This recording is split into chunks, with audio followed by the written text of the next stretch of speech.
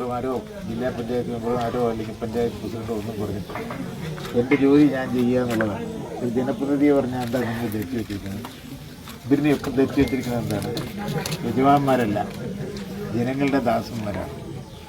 ആരാ യജമാനൻ? ജനങ്ങളാണ്. അത് മനസ്സിലുണ്ടാകണം. മറ്റത് അത് ഒരു കടയ്ക്ക് ഒരാളിനെ അയക്കണം കൊടുക്കണം.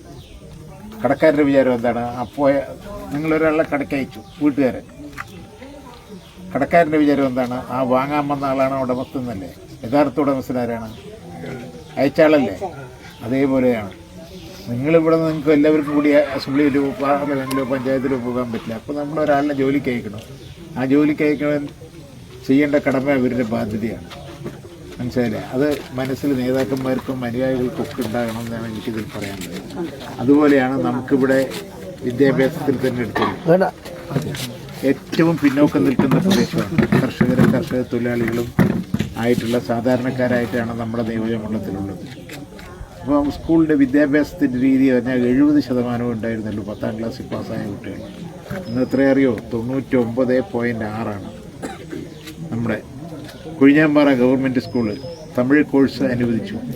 കൊഴിഞ്ഞാമ്പാറ ഗവൺമെൻറ് കോളേജിൻ്റെ നീന്തൽക്കുളവും നവീകരണവും കുട്ടികൾക്ക് വലിയ പ്രമാണിമാരുടെ മക്കൾ പഠിക്കുന്ന പോലുള്ള സൗകര്യം ഉണ്ടാക്കാൻ വേണ്ടി 2 കോടി രൂപ കൊടുത്തു.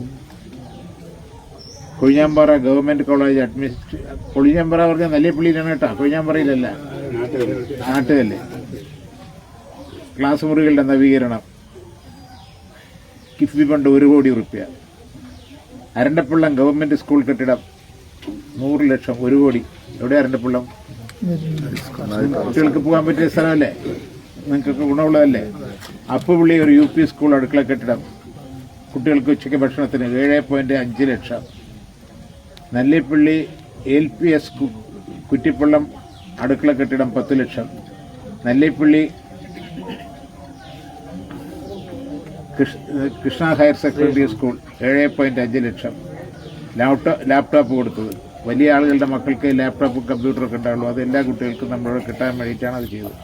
മാഞ്ചറ ELP സ്കൂൾ 3 ക്ലാസ് മുറികളുടെ നിർമ്മാണം 41 ലക്ഷം. ചിറ്റൂർ ടെക്നിക്കൽ ഹൈസ്കൂൾ 2.96 കോടി. ലാപ്ടോപ്പ്